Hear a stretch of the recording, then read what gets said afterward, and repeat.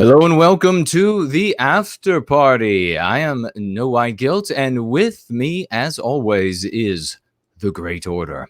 The Honors Roll Call highlights and celebrates those who have conscientiously committed to monthly subscription investments in my work for White Wellbeing. And appearing on the Honors Roll Call today is Darcy, Cassius, Gregory, and Wayne.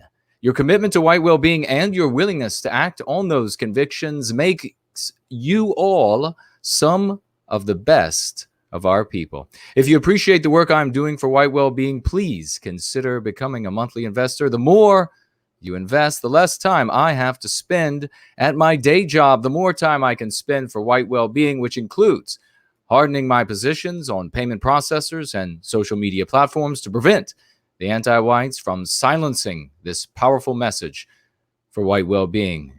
As for the Superchat crown winner of last week, the crown goes to the one and only Mrs. Jess Horst for investing a total of 45 Let's Always Do Things the White Way dollars. Acclamations and thank you, dear lady. In second place was Ohesian Outlaw, investing $25. Congratulations and thank you also. Super Chat on YouTube at 30%. On Entropy at 15%, where I sometimes post polls, and you can watch the show there, of course, as well. On Ko-fi at 15%, or go spelunking into the video's description for a familiar alternative at 6%. Jared and I evenly share the Super Chats with our guests here on the after party. Today, we are driving on the wrong side of the road as we get tapped into Daughter of Albion from the YouTube channel of the same name. And no, because she doesn't smell funny, we are not going to refer to her by the acronym DOA. Daughter of Albion, otherwise known as Sarah, is a book conservator and former lecturer in Victorian literature and currently works on restoring damaged manuscripts. She produces erudite content and delivers it urbanely on her YouTube channel. Jared, let me fetch my graduation cap and honors shoulder cord. And while I do, please take us into the conversation with Daughter of Albion. Well, maybe she's the one driving on the wrong side of the road. It's all perspective. I have my tea, and we're ready to hook into another British guest today. Daughter of Albion, welcome. And we have a lot to talk about today. Why don't you introduce yourself and begin by just speaking a little bit about that background in academia that Jason just hinted at, and how you got to where you are today, how you got from there to speaking out and doing this advocacy work. Hi, well, thank you so much for having me. It's so nice to speak with you both today. I don't know if DOA, what it means in America, but here it typically means dead on arrival. Dead on arrival, yes. Oh, it is there as well. It's not something I anticipated when I started the channel, but I appreciate that. Okay, so, well, I was a lecturer for about 6 years after doing my doctorate. So I was teaching English literature and philosophy, mostly long 18th century German Romanticism and the Victorian era.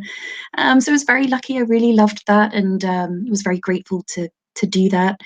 Lots of very bright young students. I think I started lecturing just before the great kind of era of social justice, which sort of was on the periphery of the end of my time in academia, which I do miss teaching.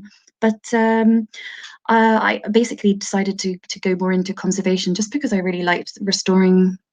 So we do lots of kind of water damaged or fire damaged books and whatnot. And to me, that made sense with my interest in more sort of a more conservative lifestyle. So as for the channel, I guess I started it just noticing, like most people, very radical and rapid demographic changes, and really worrying about the future of all these beautiful artifacts we have and what will happen to them when they're no longer in the hands of Europeans, particularly knowing the penchant for certain ideologies that have a tendency to burn books. So I think it probably all piled on from there, but obviously working in academia, there's an awful lot of, it would be no good me going over all the radical left-wing nonsense in universities. I think that's very, people are pretty familiar with that now, but it certainly is very radical and quite extreme. So I left, I think, really at the right time. Else, I think I would struggle to still be there now. I think it's a difficult environment to be in now, but I was grateful to be there whilst I was. So, yeah. And what is your PhD in? So I did my PhD on Nietzsche and aesthetics. So I was looking at Nietzsche's criticism of art. So Nietzsche said that life can only be justified as an aesthetic phenomenon. So he was very interested in art as being, and the pursuit of beauty, much more so than ethics or, I guess, phenomenology. So, and he's a great poet as well. So I was really interested in that and how that combines with, I guess, what you might call existentialism. So all these sort of nerdy things, but it was a nice combination of both art and philosophy for me. So yeah. Did that bleed into any kind of personal perception you have about living artfully, and that there's something to the people that are drawn to what we're drawn to, want to live more beautifully? Oh, absolutely. I mean, I think everywhere we turn today, we tend to see what seems to be the deliberate desecration of beautiful things. So Nietzsche's very interested in not only self-cultivation, but, as I say, the pursuit of beauty and cultivating aesthetically a beautiful environment for oneself. And he talks an awful lot about what it means to dwell in one's territory as a part of a kind of shared settlement, rather than just living in the landscape as a kind of temporary transit camp. So art plays a considerable role in this. And I suppose, I think it was John Keats who said that beauty is truth and truth is beauty. And that's more or less my life philosophy, I think, now. So Nietzsche's very good at that. Yeah, absolutely. Yeah. I think that's something that we can return to, something Jason and I are both very interested in. Is we've had that conversation with other people on the show before. I have a page on my site called Beautiful Things, where I'm trying to show that there are some contemporary artists I have seen that. who are doing work that's not degenerate and all that. Because there's another thing I know we're going to talk about is this notion that we keep being trained to preemptively think, oh, it's all over and the West is already lost, and that could kind of, there's a little more to it than that, and I know we want to talk about that. But before we get to that, and since we're just getting a bit of the frame and where you come from, you also, there's something that obviously pervades your channel, and that is your love of Britishness. So if you could talk a little about what it means to you personally. Did you always have that sense of Britishness and specifically being English, or did it awaken in you more recently over the last few years as we've seen these attacks on our cultures? How did that come about? Well, actually, no. I was never very self-conscious about being British. In fact, I always had a real thing for what in the UK we'd call Americana. So actually, I was really interested in American culture and the kind of John Steinbeck Americana and Edward Hopper and all of those sorts of things. It never really occurred to me. I suppose you take it for granted when you're living in your own culture. But I think after we started to see lots of churches being set on fire in across Europe, and after there was a famous book burning in the 90s of a Salman Rushdie work, I became a lot more conscientious about that, and obviously starting to work with books. And yeah, I mean, it's difficult living with this sort of relentless crusade against your own people and culture. So for me, I mean, it's a little bit tongue-in-cheek. I worry sometimes it comes across as a bit maybe even jingoistic or aggressively patriotic, but you sort of feel like you got to stand up for your own culture, or else well, nobody else will. So it's definitely revived a lot of love for what we have here. Yeah, that's probably true. I think, like anything, it's kind of the context and how it's presented. Mhm. I mean, some people might do it in a way that is so over the top, and it's kind of a reaction to something that's painful. But I'm all for people, and I think you would fall into this latter category, that are doing it in a genuinely celebratory way, and they just love it. And again, we're all for that here. We've been talking that way since the beginning, and Jason and I certainly have a love and connection to Britain as well. I grew up with all kinds of books and audiobooks from my parents of things British. So Oh, that's wonderful. Yeah, we're that's here. nice. Yeah. Yeah, Well, I'm yeah. I'm glad you like it. Is there, I mean, this is a bit of an on the spot question, but Mhm. because these things have to be lived and experienced, and it's kind of like if you have to ask, you don't know. And is there a way that you would describe, or certain key points you would try to begin to describe of what the essence of being English is to you? Well, I suppose it's a manifestation of it's the customs, the institutions, and the territory. I mean, we're quite lucky in that we're an island nation, and so we don't have those. We just lost Daughter of Albion, but I'm sure she'll be right back, ladies and gentlemen. She was right in the midst of telling us something extremely wonderful. Maybe we did that on purpose. Cable going under the Atlantic Ocean. Well, yes, indeed. That's what happens when you run a giant cable all the way across the Atlantic Ocean just for an interview on YouTube. And of course, the other platforms. Hello to everyone on D Live and everywhere else. But that is how interesting this conversation is, that you run this cable and the anti-whites have to immediately break out the trench. It's the telegraph line, right? Are we still using the old telegraph lines? Yes, in fact, they're putting new cable down now, as I understand, across the Atlantic, and it's absolutely incomprehensible that such a thing can be even done by anyone. But of course, who's it being done by? We know. We're not going to say, but ask the folks at YouTube. They'll be sure to tell you all the truth about who has invented it and who's doing it. Definitely not white guys inventing it. Definitely not white guys out on those ships laying that cable around the world down in the ocean so that we can be interconnected. But definitely not them. Yeah, definitely didn't happen in the late 1800s with the telegraph either, right? No, exactly. It definitely didn't happen there. We would have, if we were living in that time, we would have been ding, ding, ding, like doing little messages to each other, little distant messages across the pond. Today, we're going to get some texts from Daughter of Albion. She's going to give us the report from England. Right. Just a few sentences, because they charge by the letter, I think. Oh, is that what it is? Well, then we're gonna have to have a very short message. Yeah, we would be screwed. They were writing out transcripts of the shows. Yeah, I think they did. Can anyone tell me that in the chat? I think with the old telegraphs, it was charged by the letter, so they had all these kinds of abbreviations. It's got to be, because I've seen the same thing. But never a dull moment on YouTube. Yeah. Daughter of Albion, what was PhD in? Stop. What does British mean? Stop.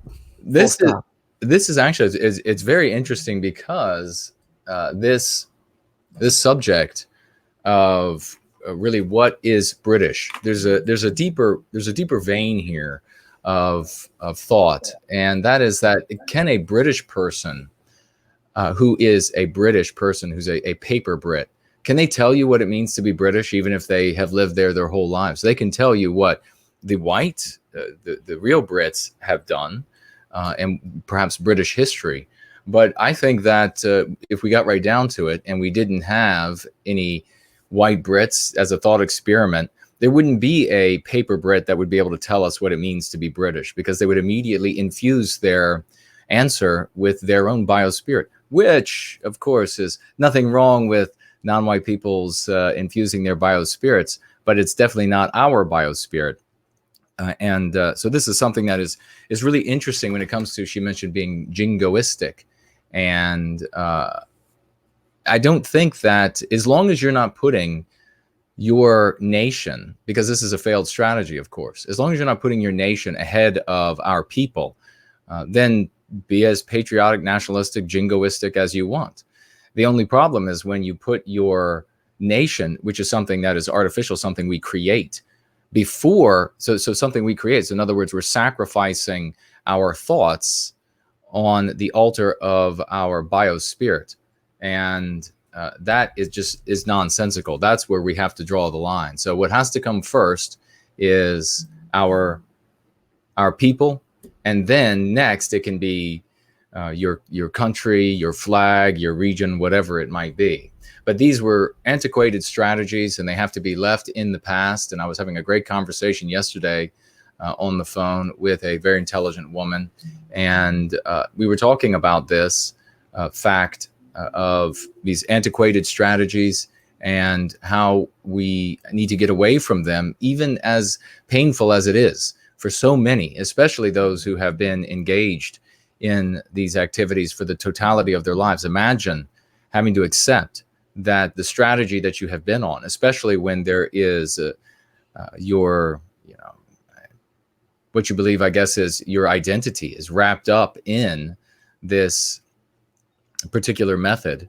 And then you have to confront the reality that there isn't a path on that vehicle or with that vehicle. There isn't a path with that dialectic. There isn't a path with that lexicon. It would be tough. And so we have to be understanding of those folks to gently help them to come over. These, mostly I'm talking here about content creators and those who have been imbibing the material over the years can and should be able to come over quite easily. And that, in fact, ladies and gentlemen, as we wait for Daughter of Albion to return to us, perhaps there was a power outage or something over there. So as we wait for her to hear back from her, that's the kind of thing that we really need to do here. Why do you need to become effective at helping others to go free? Why do you have to be like Roy, we read on this past Sunday? Why do you have to be like Hero?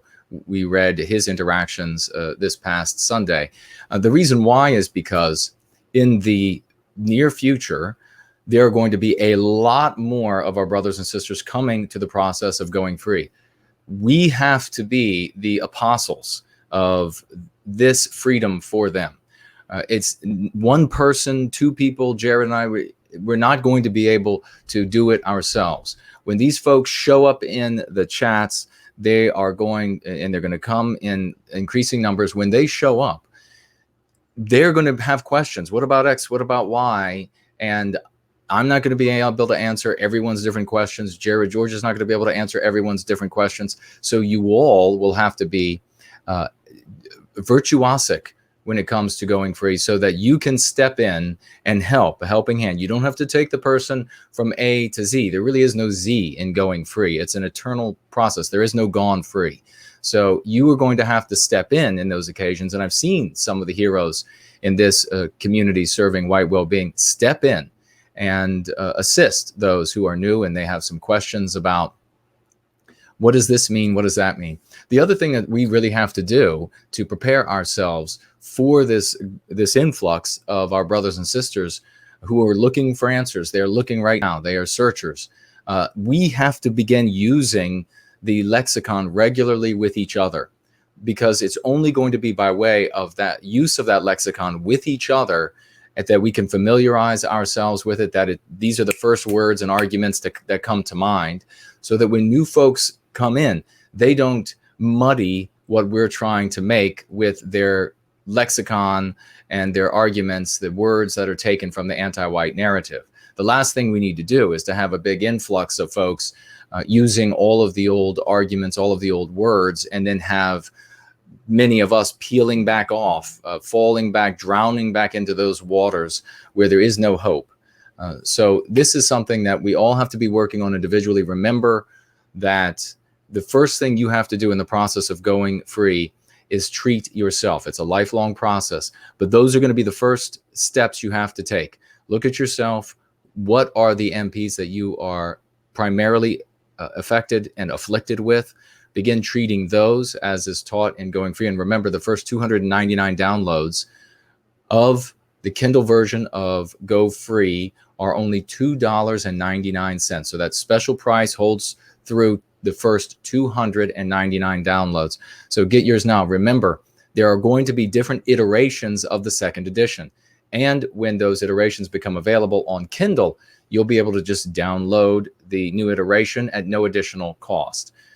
If you want a printed version, that would be an additional cost. You'll have to purchase a new printed Go Free. So make sure you get those if you want to be able to have that and stay abreast of the latest changes. For example, something that was not in second edition, first iteration, was this new potential phrase that we will use, this new potential concept, and I'm exploring it with some others, this blow fishing, for the term used for this process of the anti-whites coming in with sock accounts. And if you were to take it out of this field, just in general, if you were to take their objective away, just generally speaking, it would be catfishing. So they are pretending to be someone else. They use guys, pictures from Facebook and these different places that very often are in the militaries because they want to have that patriotic feel to it. The guys are either pretty and or dark featured. The women, they're better looking than the women that they are hitting on in our community, in the white positive sphere in general. They then make this appeal that, oh, you're so wonderful, something special about you. A conversation starts. The woman shares private information, maybe private photographs. And then once the anti-white has this information, he says, aha, now never participate in the white positive sphere again. Never be a heretic again. And remember, we're using our words. What he would actually say is immaterial.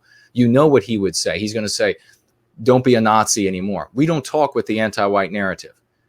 We are proud to be heretics of anti-whiteism. And so he's going to come in and he's going to say, don't participate anymore. Don't be a heretic anymore, because if you do, I'm going to then share this information. This is what the anti-whites say to these young ladies. And poof, they're gone from the white positive sphere, never to hear from them again. And of course, we just had another couple whom that happened to, and that's why I addressed this subject again. So if blow fishing ends up being the word that we use for this process, and we can use this concept then to tell all of our women, warn them about blow fishing and warn them about what the anti-whites are doing, then this would be something that would be included in a second iteration of the second edition of Go Free. And if you have the electronic version, you will be able to download that at no additional cost. And this is important. Let me see over here. I'm in touch with Sarah. Okay. She's just having trouble with the link. All right. We can just talk about this and that until then. All right. We'll be back with you in a moment. I'm just emailing her again. Okay. I will capture this and then send it her way again, just in case. Actually, advise her to close and reopen the browser and see if that will help. But so that's one of the things that we absolutely have to do. Looks like we had some super chats come in. We have Mrs. Jess Horst back again, our winner, and glad to see her again. $9.99 super chat crown winner from last week. Thank you so much for being a great participant of this community, young lady, and all the work you do. And we have 14 Canadian dollars and 88 cents from Quebecois. And writing here, daughter of Albion is a glowing ember of implicit whiteness. Pardon me. As a silent act of resistance, I flex in anti-whiteness with high IQ vocabulary, enunciation, and elocution. Well, thank you so much for your 14 Canadian dollars, 88 cents, and those fine words. Yes, indeed. She's a great example, actually, ladies and gentlemen, of folks who have actually, Sarah, if you can hear me, if you're watching, and Jared, if you could message this to her as well, to shut down and restart and try either of the browsers that she has access to. Yeah, and if that doesn't work, I had to restart the computer. So okay, very good. We'll see. Hopefully, we don't have to do this on Telegraph. Telegram is an app now, guys, but it was Telegraph. It was by Telegraph back then. It would be kind of Victorian, though. It would kind of go with her interests. It would. We were somehow communicating with her with code or little quick messages that come out of paper, all thin piece of paper with just one little message on it. It was the texting and the internet of that era, that late Victorian era. You know, it was indeed. There's something just briefly. On the British thing as well, guys, I'd like you to know, both people who have been with us for a while and especially new people, and we always welcome new people. There are new people all the time, so make yourselves at home. But the TAP TV site is expanding. You know, when you go to the website, it might look the same because you're going to see on that homepage, you know, the latest episodes, the most recent episodes from our shows, or some community vids like some of the musicians out there in our community. But behind the scenes, if you go digging, there's just a lot more of the back catalog put up, a lot of videos in all kinds of categories, and definitely with the After Party itself, the show you're watching now, one of the earlier shows back in July of 2018, we had a special panel called British Blood. It was Laura T., Morgoth, Woes, and Duke of Durham / Duke of Avalon. I think he's more known as Duke of Avalon now. And they all gave some great perspective on what it meant to them to be British or their particular ethnicities within that. Obviously, Woes is Scottish, and the rest are English. Yes, the rest are English. But it was a great episode. And I just mentioned that specifically, of course, connected to what we're talking about today and that question with Daughter of Albion. But also more generally, just to remind you all, because sometimes people will ask, oh, you should have this person on or that person on, and they're not even aware that they've been on. And I can't blame everyone because we're so used to social media, but we have to keep in mind, we can't act like we're going to have these social media accounts forever. And that's why Jason and I are really making a big push to have this site, the afterparty.tv, increasingly become the locus, the center point of our activities with all of these media projects, the streams like what you're watching now, but also other video content, media content that has come out of this world of streaming. So a lot's being added there. Please always do go check the search. If there are any names you're interested in, or you're wondering if someone's been on a show or a particular subject, most of the posts are pretty well tagged. So if we talked about Britain in one stream, you can click that little Britain tag and see all the other posts that are tagged with Britain, all the other shows that might have discussed Britain or a certain piece of folklore or a certain political idea, a lot of things. We cover a lot of things on this show. I'm sure we'll do another newsletter soon and might highlight some of this, but it was worth saying it now. So do keep that in mind. And there's a place for you guys in this as well, because if you like a certain part of a show, if there's a certain highlight, write to us and tell us, and we'll put that in notes, and we'll credit you if you'd like. You could say, oh, so-and-so liked these parts of the show, and we could put that in the post and what the timestamps, because when you have a long show, it helps people when they come back to see, oh, they talked about this at the 1 hour, 15-minute mark. So that's a little subtle way that you could participate and help us out as well. So we hope for it to be interactive that way, but we really are working hard to make sure that there's this catalog of what we do. We're proud of what we've done, and we stand by it, and we don't want it to go down the memory hole. We're trying to do everything we can so that it's not erased. And even if there are things that we refine, certain arguments we make, or maybe we said something where we learned a little bit more about it and we didn't say it the best way, that's okay. I still have my first videos up. I'm not ashamed of them. I want people to be able to see the progression I've made, and maybe it'll be an inspiration for other people that want to do the same, to show, hey, you have to start somewhere. So that's a big part. We're trying to be our own archivists, but make it a fun thing along the way and have it be interactive with all of you as well. So please do keep that in mind. That's my little speech about the afterparty.tv. And well said. We had a compliment. Where did I just went by it somewhere. Somebody's saying, I see Thomas Lee saying, hail in return, good brother. And Stephen says, oh, I'm reading The Fall of Western Man, but you are on my reading list. Thank you so much. And who was it? I just passed by someone writing that they like the website, easy to navigate. So thank you very much for that. Good to hear. Thank you. Yeah. We also have Hansa writing here with $5. Thank you very much for the $5 super chat. Jason, nation means people. In its true etymology. Country can be a construct, but not nation. Our nation is our people. True. That's right. However, at some point, you have to accept the vocabulary that everyone around you is using to be able to persuade them. When you say nation to the average person, they're going to think of country. So when we're talking here, we keep in mind that there are going to be new people showing up live and in replay all of the time. And so if I were to say our nation comes first, all of the countries of the world, new listeners would be quite confused by that. And but I absolutely agree, that is the proper definition. Nation means Western kind. It means white race.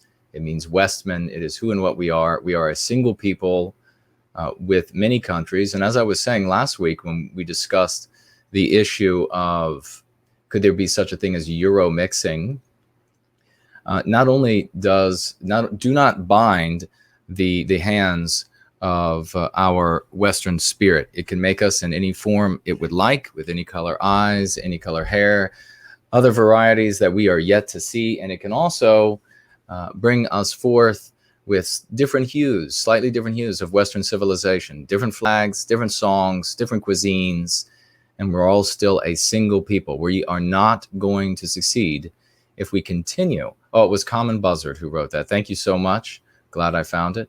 We are not going to succeed if we remain in the antiquated modes that have already proven themselves to be failures.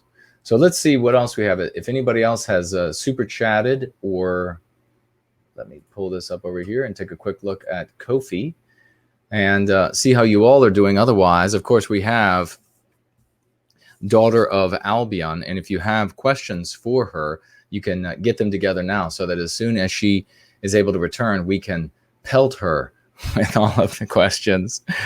Yeah, build them up now.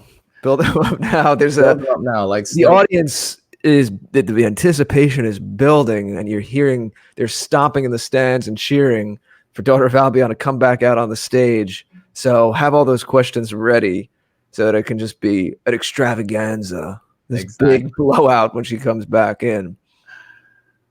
I saw Seaver here, and I thought I saw, did I? Maybe not. Maybe I'm imagining things. Yeah, Spartan Warrior Queen is here. I thought I saw you. Yeah. Hello to you. Great to see you here with us today. Really an international affair here. Yeah, Jada Lee is over here on gardening. Clayton, great to see you all. Oz, Dan is over there. Hello to you. Art Maker, great to see you. So, well, we're still waiting for Daughter of Albion. I don't want to get too ahead with the questions. I'm wondering if we could discuss, unfortunately it happened early in the stream, some of the things that's already been discussed, or maybe now I'm trying to remember my trip there. I know we've both been to England, Jason. Yes. And maybe we can tell people a little about that. I don't have any stories to stick out. I just had a nice time. I was in London, but it was a little bit before all this craziness started happening. And don't ask me what neighborhoods. It was just all around, all over the place. But went to some of the sites, like the museums there. Did go to the Tate Modern, and modern art. I think we all have the same feeling. But I did take a couple of days to go out to Bath. Oh yes, I saw that while I was there. And you were there as well? Yes. Yeah, I had an interesting experience there. I loved the countryside. It was absolutely amazing. The drive out there and then staying at this little bed and breakfast and looking out over those rolling hills. It's you feel that spirit, as we've discussed many times here. I was reading something, and this is going a little bit out there, so I don't get too far into it. But some of you might have heard me reference the book, The Real Middle Earth by Brian Bates. And the whole book is about the old Germanic peoples all over Northern Europe. And he was saying something about how they didn't go inhabit the ruins at Bath once they happened upon them, because they saw it as some kind of, it portended that civilization had exhausted itself and that the Romans had kind of done something off. They'd gotten out of tune with nature, and that those tribes in the British Isles that happened upon them, they could have inhabited them, but they chose not to. They actually ignored those structures, even though they could have moved right in. And it's funny, I felt this weird sensation there where the surrounding landscape was beautiful. and certainly the architecture is beautiful, you know, the stone structures and the baths and all that. But there was something, I don't know if haunted is the right word, but something was a little off about it to me. And I know that's a personal thing. It might have just been the circumstances of where I was at the time and other things going on. Again, overall, the trip was lovely, but there was something, the slightest bit off about it to me. And if and when I go back, I'd be more apt to go to other kinds of cultural sites that are, I guess, well, historical as well, but just in a different way. The kind of like what you picture as the old, misty, mythical British Isles, like going to some of the henges. Of course, Stonehenge is the most famous one, or something like that. You know, something that has a little more of the spiritual element to it. Or going to Sherwood Forest and seeing there's like a whole little thing where they say Robin Hood lived. No one really knows if he was a real guy or not. He's probably a composite of different people. But going to Sherwood Forest and seeing this kind of what they make a big fuss about Robin Hood, that would be another thing to do as well. So there's so much to see. If I'm ever able to get back there, I'm gonna rile their nation up. How does that sound? I'm gonna get everyone excited about going free until they until I have to go free from their shackles. You might end up just detained at an airport if you don't keep too low of a profile. I guess it depends why you're going. Yeah. We got some, I think, questions coming in for, yes, tag Jared or I if you have questions for Daughter of Albion when she returns, because otherwise Jared will have to do her voice and we'll have to make things up. I had a magnificent time. I don't think I could do it justice. When I was in the UK, I landed, went to get the rental car, and the guy was pretty much like, right, here's the steering wheel on the wrong side of the car. It's pouring rain. You got to drive on the wrong side of the road. Have a nice day. And so I had to go. Wait, I already have a question. All right. So you don't have a license in Britain. Correct. But it's okay for you to drive there. Well, it's white privilege. Oh, I see. Yes, I just showed up and they were like, it's a white guy. Did you take out your white privilege card, or did he not even have to see it? I didn't have to show it. I mean, they just looked at me and they said, well, here's your key to everything. Here's your key to all those secret cities behind the city. And they actually gave me the key to Buckingham Palace. But I didn't have time to go into the secret rooms. Well, I didn't get that, but I did have the challenge of getting out right onto the highway on the wrong side of the road. Actually, driving on the other side of the road wasn't as strange as just seeing the dash in the peripheral vision of my left eye stretching to this direction. That just felt weird. The door being here didn't feel weird, but driving with the dash over there. And then, I had so many just great experiences. We went into one of the palaces, and it'll come back to me, the name of it. And apparently they were having a problem with these.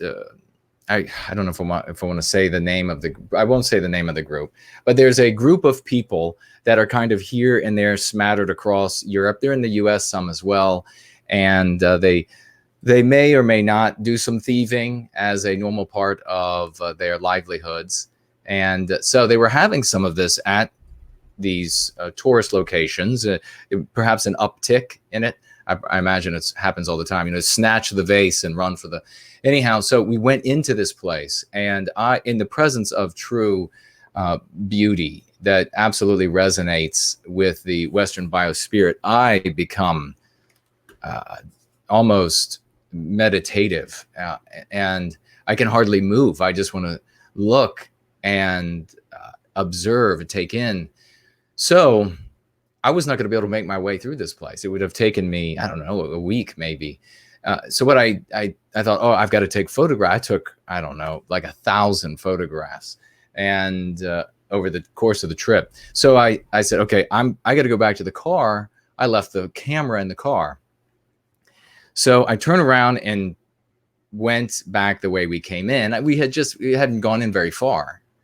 But this was like right out of Benny Hill almost. It was hilarious. I turn around and I'm going the wrong way in the procession of people going through this palace. And of course, they didn't think that that was appropriate behavior. I get through the doors and they're all looking like, what's going on?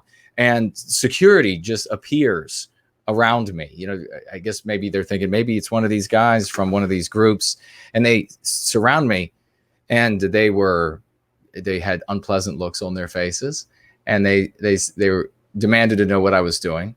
And then I said, even before I finished my sentence, I guess it was my accent. I got to go back to my car to get my camera for this magnificent place. Even before I was finished with the sentence, their expressions immediately changed, and they said, "Oh, right, off you go."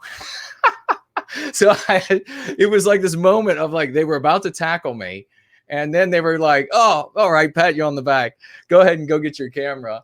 But that was funny. Then we did a maze, and the maze was fun. We did driving in the city was the strangest thing. I came upon these concrete pillars, and as I was approaching them on both sides of the road, these concrete pillars, and as I was approaching them, I noticed that some graffiti artists on both sides had just absolutely coated these things in 20 different types of paint, colors of paint.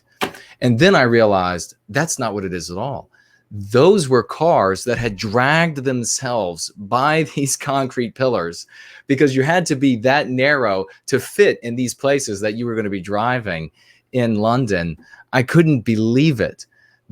So many things there were so interesting and different. The elevator doors that tried to crush me because they didn't have the sensors like we do here and I imagine they're much nicer places in the UK where I think you meant to say lift. Oh, that's right. Elevator. That's right. Well, and the lift doors, at least where I was or where I encountered this problem, they didn't have the sensor that, so, you know, put your hand over there and the thing stops and it opens again. No, this one was for severing limbs from the body. And so I put my hand in there so people could come in. It didn't stop. And as it didn't stop, I really, you know, put some force into it because I thought this thing's really it's not working right. I put force into it and it just didn't give a damn. It kept closing. I got my hand out of that thing just in time. I mean, it snapped together. Those British lifts make you tough, mate. I guess that's what happened. Mark Collette could tell you the part of the obstacle courses he runs is actually running through those elevators doors before they totally close on him. And crush you. When he does those lunacy runs. Coming down and... You know what I love about Britain? The low sky, the low-hanging sky, because it's a northerly latitude. Oh, right. And even though it's comparable to areas in certain parts of the United States, of course, it's higher up because of the Gulf Stream. All of Europe is higher up, but everything's set off by the Gulf Stream coming up from the Caribbean across the Atlantic. Those warm breezes gives Europe its climate. So I love the fact that the sky looks like you could almost touch it. It's a hard thing to explain if you've never been there. You know, obviously same thing in other parts of Northern Europe as well. But I really like that. I don't know if some people don't, and I'd be curious to know in the chat, but I loved it. It's something comforting about it to me. You know, Jason, there is something, and I haven't heard from daughter in a few minutes, by the way. I told her to restart her computer, so I don't know if she's having some technical issues. And if not, we could just hang out with the audience, and we will definitely reschedule her very soon. These things happen. But there is a little news about Britain, about the royal family, that I think some of us have probably seen, and that is that Meghan Markle and Harry are going to step down from their official capacities. Have you seen this? Well, they're going to split their time between North America. I saw something about Canada, I guess because it's a Commonwealth still. Even though she's American, I don't know if they're going to spend time in America. I heard something about Canada, but I'm going on scant, just quick things I saw on Twitter and headlines. So maybe this is something that we can look up or people in the chat can inform us on. But a lot of interesting things around that. Some are saying, you know, on the one hand, people are wondering if there's more going on behind the scenes, and that they've kind of felt people in the other parties in the royal family have made them feel not welcome and don't like what's going on, and or because Meghan wants to be, as some of these articles were saying, the queen of wokeness. And it's harder to be woke when you have those privileges of being in the royal family, and she wants to do this whole social justice thing, and this will free her to do that more. And if that's the case, and Harry's just going along, he is not, I'll put it very politely, he's not setting a good example for men. No. Just being led around by the nose like that. It's absolutely absurd. But what are your thoughts out there? What do you all think is going on with this announcement? And apparently it's going to take some time because there's, I'm sure, a lot of complexities behind the scenes.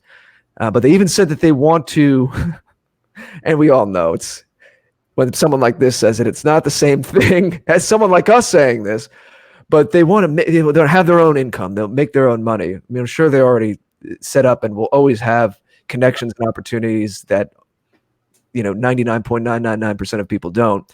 So it's not quite that courageous, but that's part of their statement that they released, that they want to have their own income, be independent, split their time between Britain and North America, but step down in any official capacity in their, as being members of the royal family. And I guess he's technically the Prince of Sussex. That's what I saw is his title. So yeah, interesting bit of news coming out of Britain there. Maybe something to chew on. And again, we'll keep an eye on the chat and see if anyone has any perspective, information, or questions regarding that situation.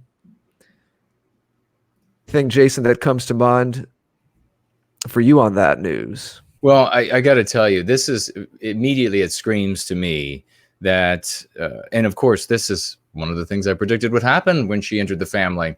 It's this, anti-whites of any stripe, they want to show up and they want to change things to suit them. And this is not and then what they do is they say, oh, they're not being accepted. They're not being embraced.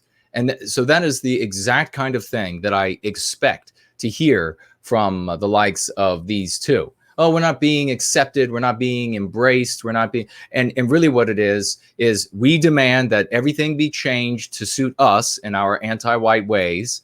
And, oh, you're not going to do it? Well, then you're not accepting. You're intolerant. What a couple of losers the two of these people are. This is so predictable. And the right course of action would be for this family to absolutely cut them both off, because they know what's going on. They should just go to the public. Everyone knows what's going on. They are absolutely not going to be mistreated. Christ's sake, you know that damn family is going to do backflips through fire in order to appease them. Their demands must be so unbelievable that they just can't possibly be met. So what these folks should do, but of course they're going to be anti-white like the rest of them out there. What they should do is they should go out to the population and say, these are what these idiots are trying to do to what we do here, what the traditions are. This is all the changes they want to make. We disagree. We want the changes, or we want these things to continue the way they are. And so that is why they now are throwing a tantrum, claiming that they're not being tolerated, that we are intolerant people or what have you. Guaranteed. And for God's sake, nothing could be more obvious than this Philip character has some sort of sick sexual fetish. And I don't mind what anybody wants to do in their bedroom. That's up to them. As long as it's not abusing a child or anything like that, of course, because then we will respond appropriately. But what happens between two adults or more behind closed doors is up to you all. But it's very telling. I mean, we don't have to respect you, what you're doing, what you do behind closed doors, or by the way, harming children or animals, for Christ's sake. But if, I don't have to respect what you do behind your closed doors. And there's clearly something that this character is doing behind closed doors, needs behind closed doors, that these women, these white women who wanted him, who are brilliant, who are tens, beautiful faces, beautiful bodies. I imagine that many of them are unsullied in any imaginable way, the perfect age, everything perfect, but that is not what he wants to marry. No, he wants to have this woman. So I'm sure that she is doing something for him. I guarantee it. Everyone knows this. Come on, the money in Vegas would easily be on this 100 to 1. That she is doing something for him that these other women would find so abhorrent that they wouldn't even marry a prince. That is what this sicko wants in his life. that it's something so sick that these women would not even marry a prince because they would have to do that. So whatever that is, I'm not surprised at all that they now are saying, well, we're going to retire already, or we're going to leave our royal duties, as though they were ever going to uphold their royal duties. Where does that happen outside of Western kind? For God's sake, he is embracing the antithesis of his biospirit.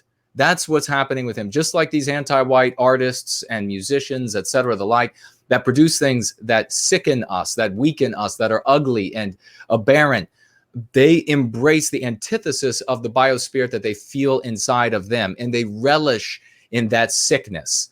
And of course, then anti-whites of other races, they come in and they love also the infliction of harm on Western kind. So it doesn't matter to them that it's the exact opposite of the Western spirit, as long as it isn't the Western spirit. They'll embrace any of that. But what's interesting, and we'll be talking about this more in the coming weeks and months on TAP, going free, etc., is another one of my predictions coming true in spades. In spades, another one of my predictions coming true. And that is that increasingly, with every passing week and month and year, white anti-whites are being ostracized from their anti-white communities. And it's happening exactly as I said it would, by various means. They are being criticized relentlessly for not being anti-white enough.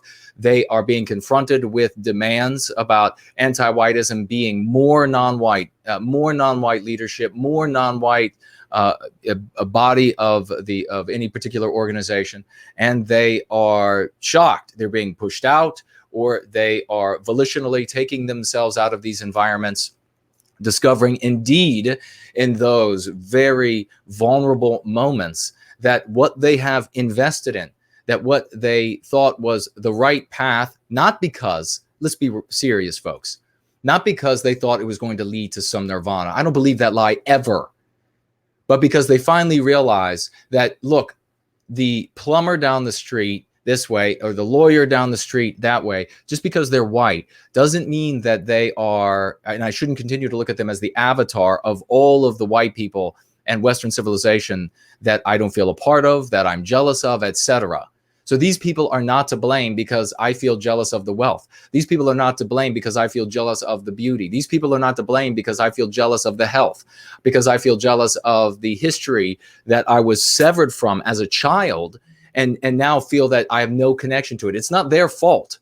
And since it's not their fault, my crusade against them makes no sense. It is, in fact, immoral. It's not the moral thing to do. And they realize this, and they begin to look elsewhere. They look at the data, they look at crime stats, they look at biological differences, they look at all of these things that, by the way, there was last year another great example, a young lady who came over from being anti-white who said, and this is, I'd like to find her again, Jared, and have her on TAP with us. She said specifically that the thing that is lacking in every white anti-white and in every white anti-white household is courage. They lack the courage to look at the truth of the world. That for me was so telling and exactly in keeping with what we understand about human nature. She just had the bravery and the courage to be able to admit it. She said that finally she got to a point in her life where she said, look, I just have to stir up my courage, and I have to look out there at these things that they tell me, whatever you do, don't look at it. And that, of course, was one of the reasons why she wanted to look at the information. She sort of a Streisand effect, but know this, the Streisand effect is not as powerful in an anti-white circle, an anti-white family, anti-white community, as you might imagine, because there is the much more powerful ostracism. So they know, all of them know, who are in these communities, that the moment you contradict anti-whiteism, the moment you begin to say, well, you know what, this actually isn't true because according to all this data, they throw you right out of that community. You then become a potential target of the things they do to everyone else. And that is terrifying for white people who are in these anti-white communities. They don't want to become the target of what they have either participated in or observed in the behavior of other anti-whites. And so that is why they are hesitant, but nonetheless increasingly coming away from anti-whiteism. Thank God. And we're seeing more of them show up every day, coming to the truth. And one of the things that's really good about this is that there are a lot of different, personality types, and the more active personality type, I guess, let's say, the one who is more willing to get out there, more willing to do something. Regrettably, because of the anti-white narrative, because of what we're taught as children, more of those people are drawn toward anti-whiteism. They come in, they want to satisfy their jealousy in a way that sickens them and sickens society. And they also hear this claim that this is for the good of all and everything. So they know that they have something that they can cover their jealousy with, they can cover their misdeeds with, and then they go out and they get active.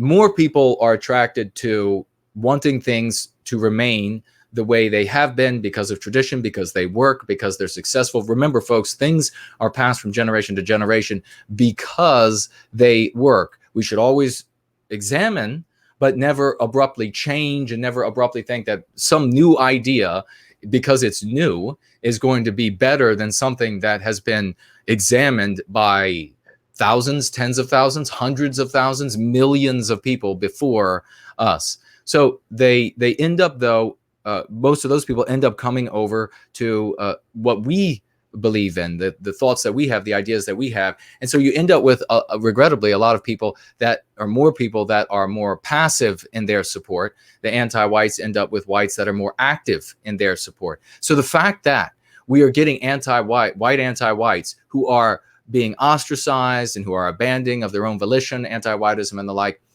and they're coming over to our community, in fact, seeing that, no, the world, this anti-white narrative that they've been living by is false, and that down deep they admit that they knew that all along. They knew that the anti-white narrative was false, that the non-whites were not the little guys being oppressed. They knew that it was the white plumber at this end of the street and the white lawyer at that end of the street that were the ones being oppressed for their race. And so finally, this is the real cause. This is what we're going to fly our colors to from now on. And they're coming over. And that, my friends, is magnificent, because you have to see, it's not just the fact that we're getting these talented, bright, but active, more importantly, active folks coming over, but it is that we are depriving the anti-whites of these people. That is even more important than having them come over and participate in white well-being, because depriving those victimizers of the vitality, intelligence, energy, enthusiasm, etc., that they have had over the years, over the decades, by depriving them of that, they become weaker, feckless, inept. And it's just like with all things when it comes to equality. You cannot have excellence where you have equality, and eventually you cannot have competence. Remember that is an MC that we practice here in Going Free. These anti-white groups are becoming increasingly incompetent, and we see it by the day. I can only imagine those anti-whites who are at the top of those mini pyramids and are trying to now organize this group of imbeciles who are not activated, who want to complain, and who want to just blame everything in their sorry state on everyone else. So these are good things. These are good times, and we'll be visiting these topics here on TAP and elsewhere in the very near future. Jared, have you learned anything from Daughter of Albion and the issue that she is having? Funny enough, something just came through. I think we might have to just reschedule with her. I don't think she's having much luck with her tech. And that is quite all right. Quite all right. These things happen. And we know we have a very understanding audience here. Jason and I, as I told her, we've done plenty of streams, just the two of us. So we're just hanging out with you all and talking about some different topics. But we'll have Daughter of Albion very soon. I think we're going to just have to reschedule with her. It's looking like that, everybody. So it will make you anticipate her imminent return even more. So I expect you all to share it from the roof, sing it from the rooftops. I want one of the highest rated shows we've ever had. When she comes back, we have to give her a warm welcome. Indeed. And the good thing it happened early on, because it's not, we didn't even really get into the conversation, so we can review what she said at the beginning of this one next time she's on, and then get into the whole thing. So it'll be like a whole fresh episode with just her. We'll rename this one so that no one clicks over thinking that it's going to be a whole long chat with her. And then we will have her on her own formal stream, and we'll get to all that great stuff. But I'd rather it happen early than like we were halfway through it, and she had already established a lot, and we were in more of a flow, and then it's hard to get that back and pick that up on the second part. Although I'm sure we could do that too. Yeah, and I will keep these questions. I found one so far for her, and if there are any others for Daughter of Albion, I will grab them, copy them, paste them, and we will have them for her when we have her back. Perhaps she can log, if she can't log into the stream, maybe she can log in as a viewer, and we'll see, though. We'll see if that can happen. Let me look here at the chat really quickly. And we have some info on our side chat here as well. All right.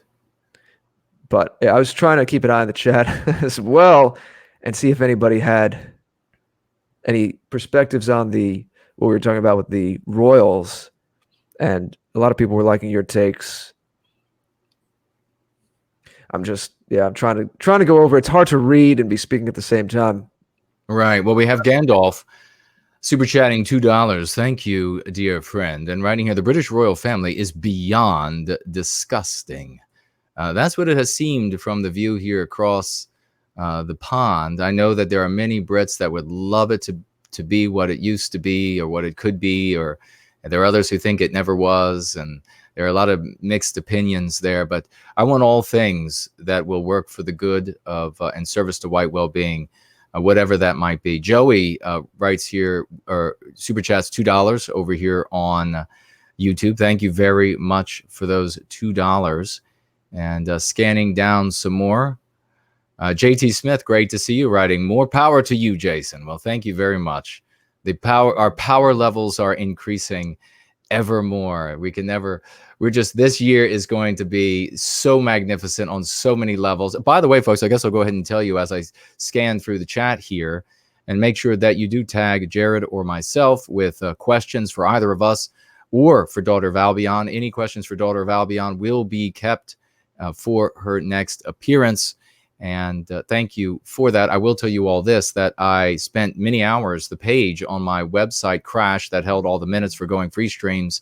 I rebuilt the entire thing. We have all the minutes for all of the Going Free up to the past 5. And Kathy is working on, the great Kathy is working on catching us up on those. So I imagine we'll regularly be 2 or 3 shows behind on the minutes, but you'll be able to find them at my website on those links under Going Free Streams, where it says get the minutes for the Going Free Stream. You'll be able to click that, go right to my website, find the minutes there. Clayton writes here, Jason is on fire. Thank you so much.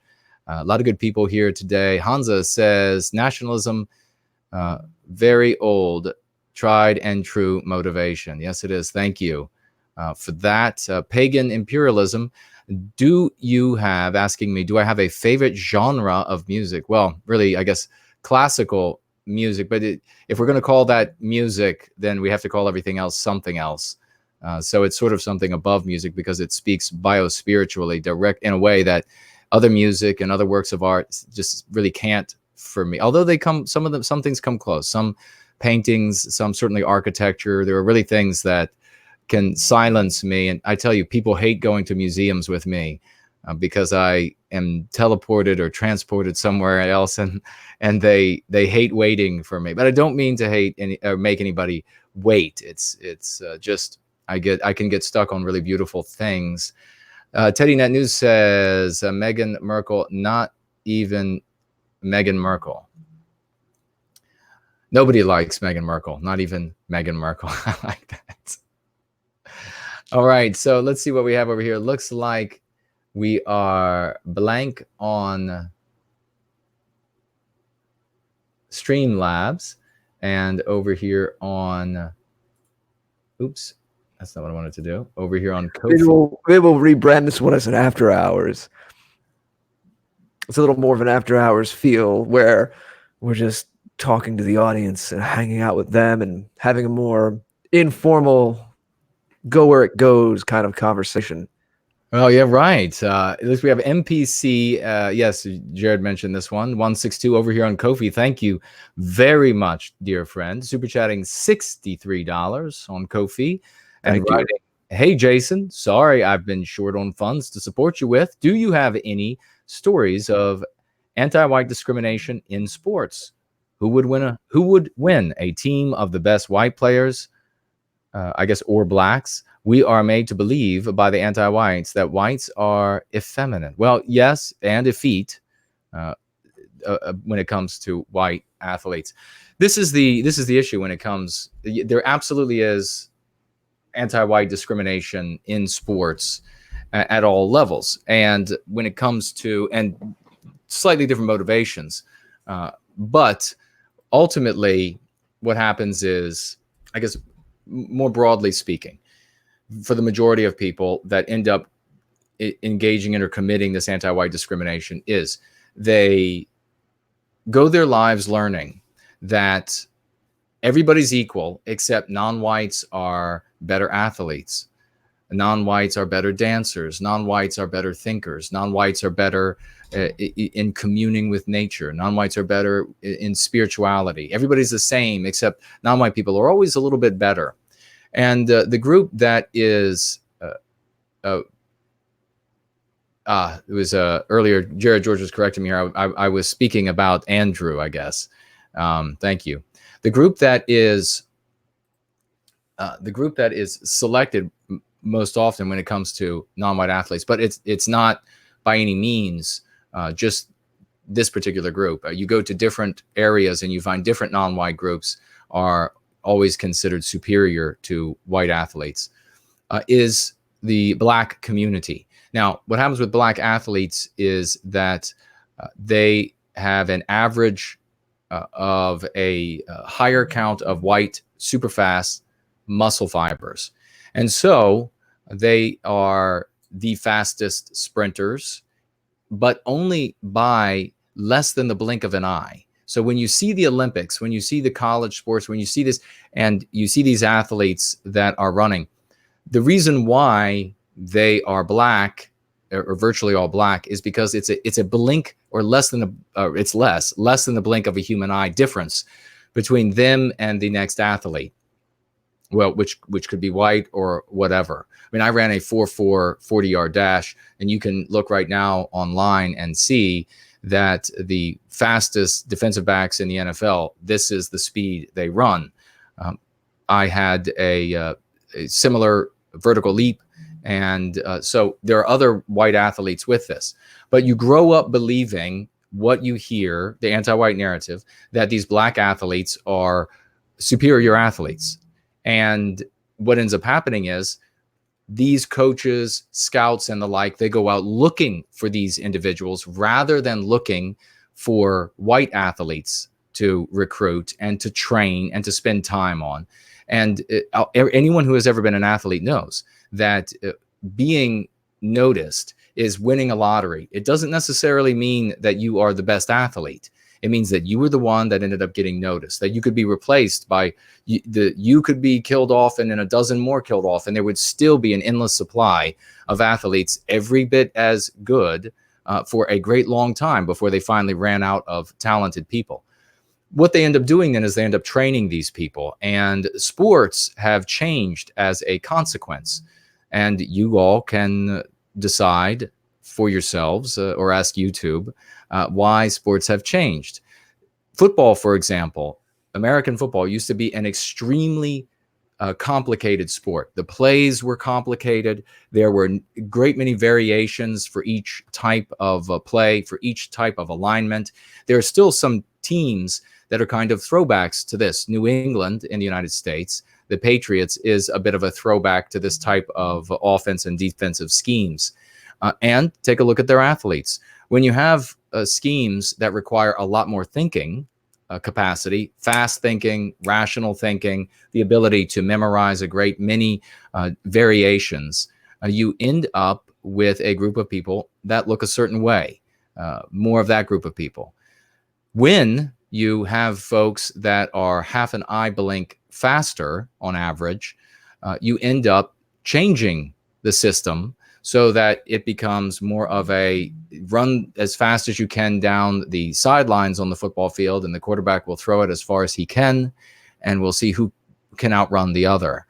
So the game, the American football has, for lack of I guess, better words, has been dumbed down quite a bit, all the way from high school and up through the professional league. This is the case with all sports, and we have seen in fact, there's a website.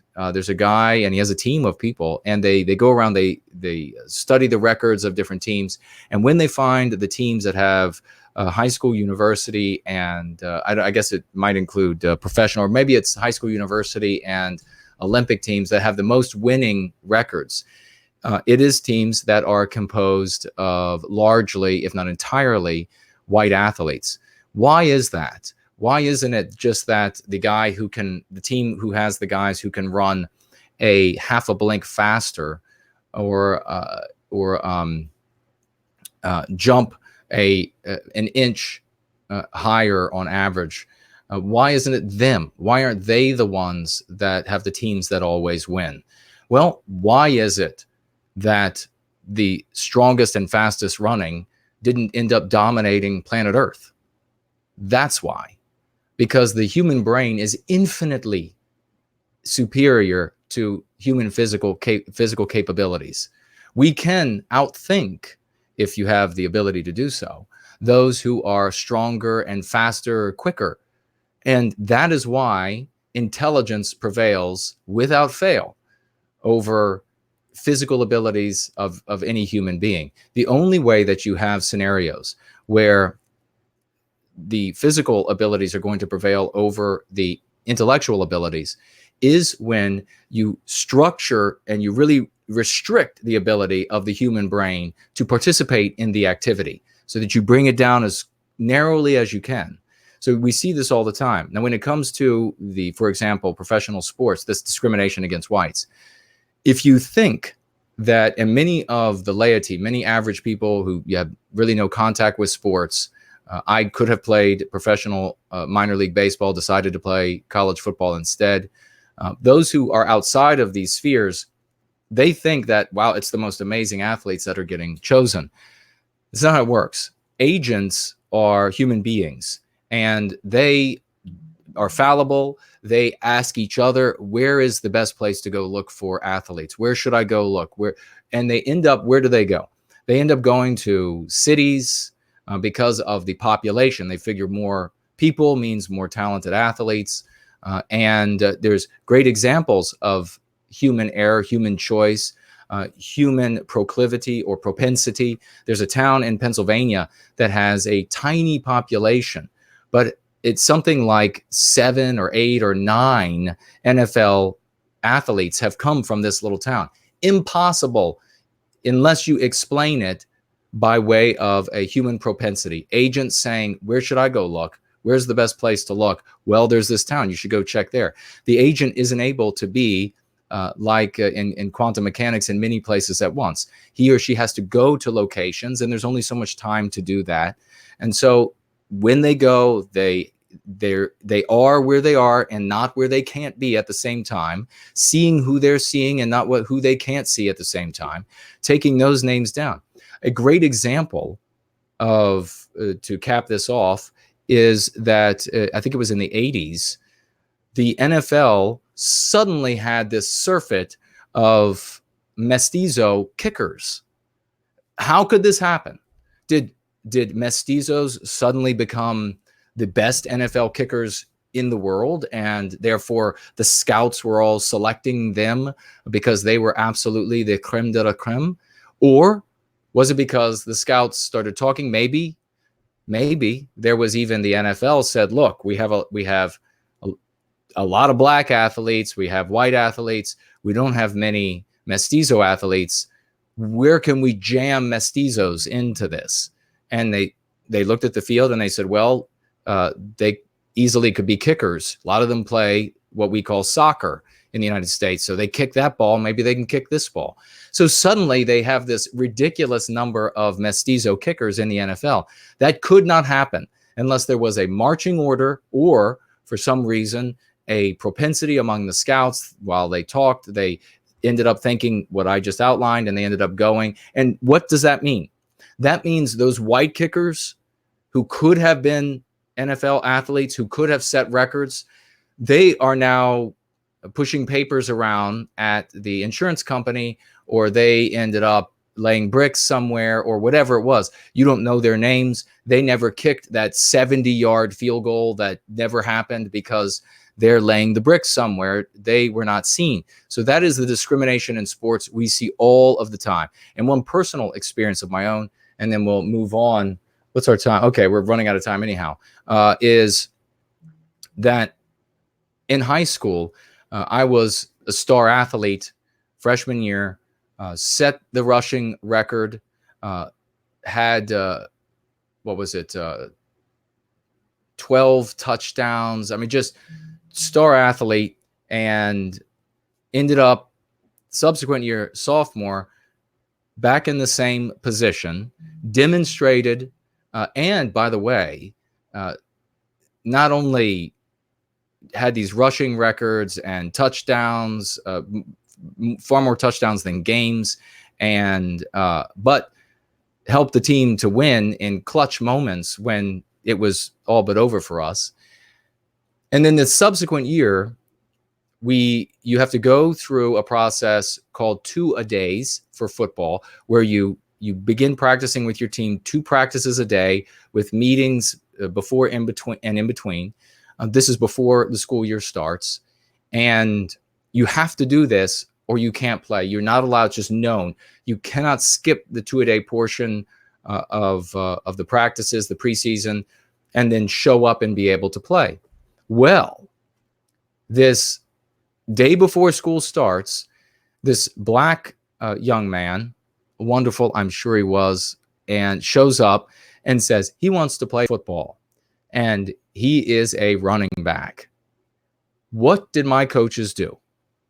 This kid who had never demonstrated anything, they didn't know who he was. He showed up one day. He was black. He was in shape.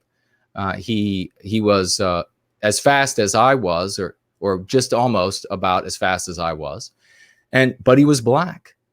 And so therefore that meant he had to just be awesome, right? I mean, that's what these guys were thinking. Just like all of the fans in Washington, D.C., when they recruited the black quarterback, was RG3 or whatever he was called.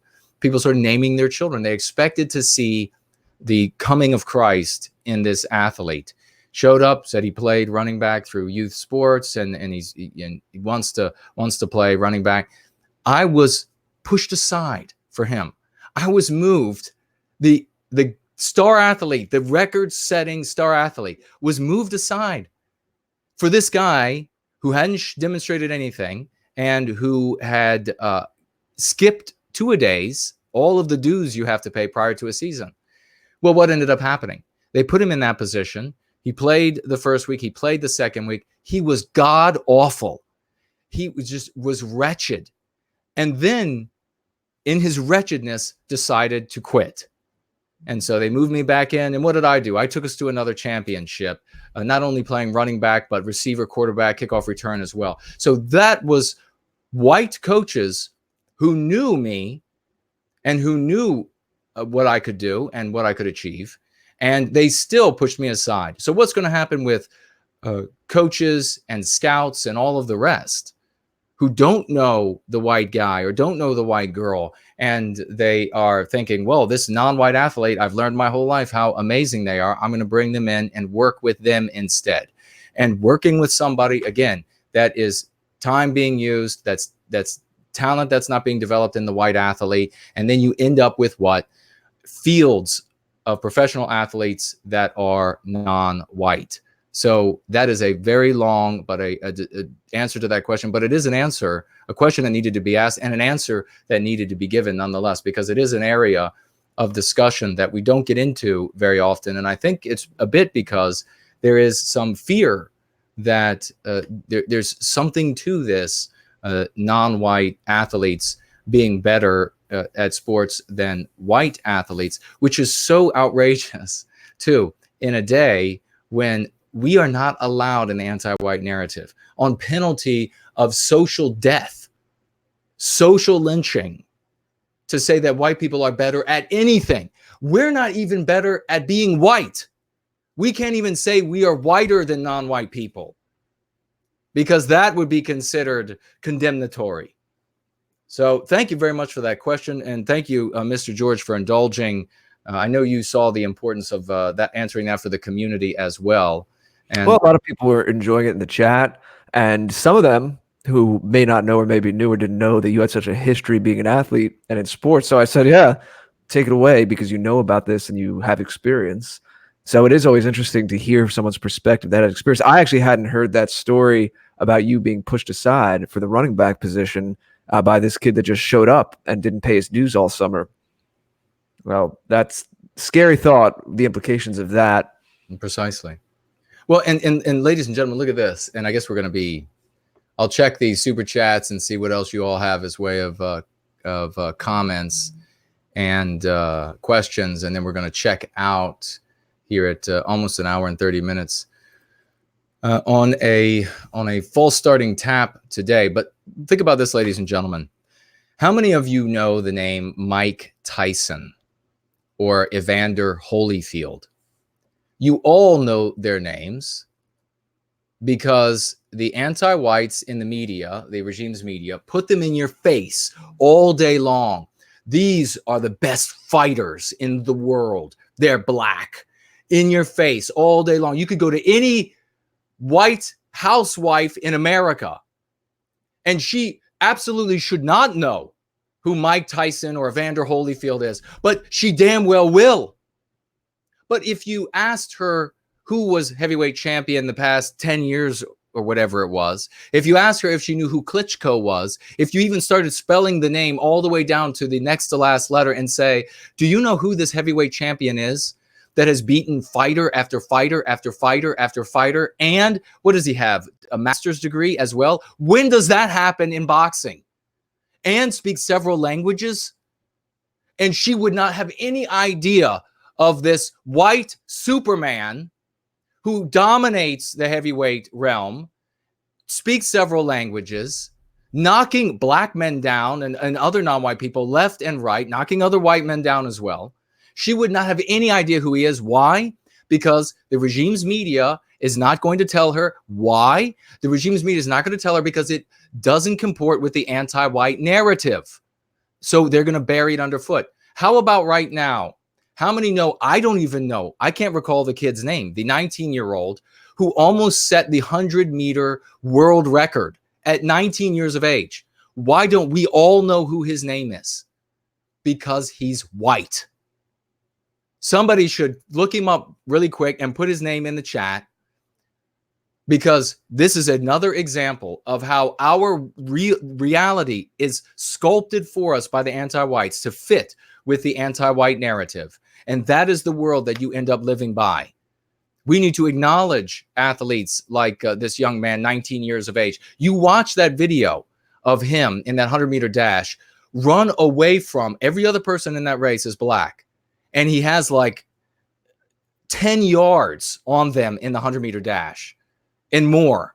I mean, it's not like a little bit of a beat on these guys. He made them look like, as we say in sports, like they were running backwards. He made them look like they were looking for their jock straps. He embarrassed them so badly. But not a damn word about him. Guaranteed, had he been any other race, every white woman would know his name, because the anti-whites in the regime's media would be right on the ball, telling every white woman about how superior non-white males are. And yet again, here's another example. Here's this non-white 19-year-old nearly breaking the world record set by the Jamaican, whose name I'm glad I can't remember at the moment. But they would make sure that every white woman knew just how superior this non-white athlete was. White guy do it? Crickets. That's all you need to know. I saw that. I'll have just a quick thing to add. I saw the same thing, and I think I mentioned this on a stream a long time ago, but the last sports ball phenomenon that I really followed to any degree was the 2014 World Cup in soccer, what we call soccer here in the States, but most of you will know as football if you're not here in the States. The German national team in that tournament and in that time period executed pretty much a perfect tournament, and they won the World Cup. Now, if another team had won the World Cup and other players, we would have been seeing them profiled on Nike commercials. It would have everything you're saying now. I had the same observation. It just would have been more in your face.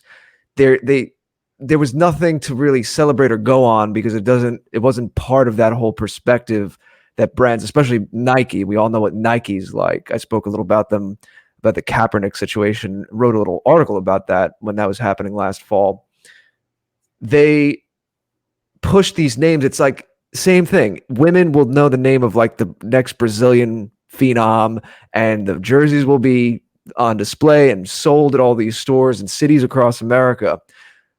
The Germans in that tournament everyone said, even the people that weren't rooting for them, if they knew the game, said they deserved to win.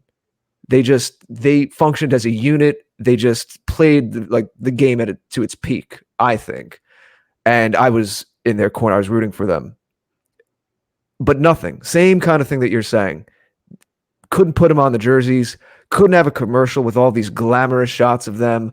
Couldn't be picking one or two of the guys from that German national team and making them some kind of an international celebrity or phenom. I don't know how they were treated in Germany. Obviously, the football fans in Germany, hey, it's a World Cup win. That's a huge thing. They're greeted as returning heroes. I know they were celebrated there and probably never have to pay for anyone that was on that team, probably never has to pay for a meal again when they're out. But I'm talking about the media presentation. I'm curious what it was like over there in Europe, but I would think that there's at least some similarities with what happened here in the States. And I know soccer is not as big in the States as it is in other parts of the world, but since the 90s or so, when the World Cup was here in 1994, it has gotten to be a bigger thing.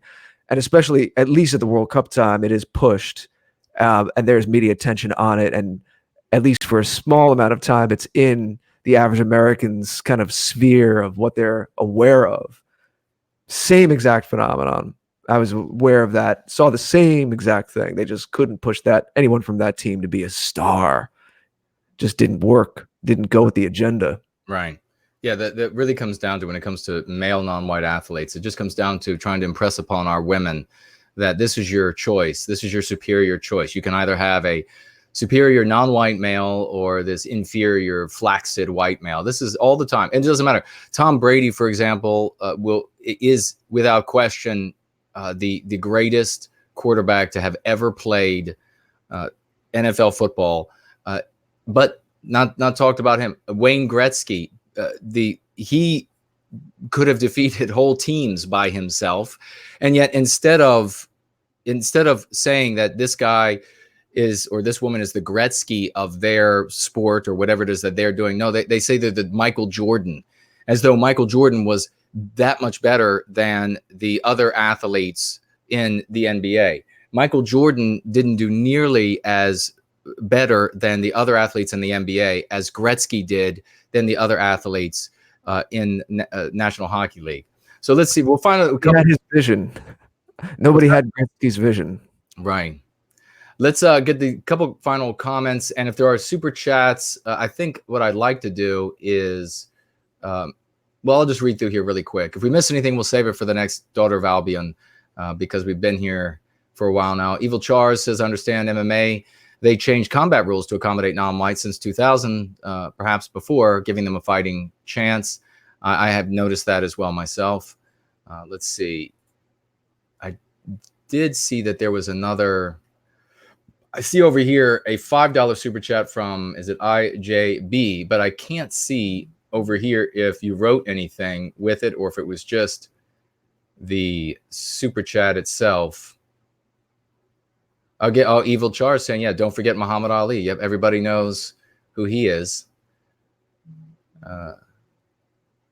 Let's see. Hansa says, to go into so much detail was generous and very white of you. Thanks so much for that.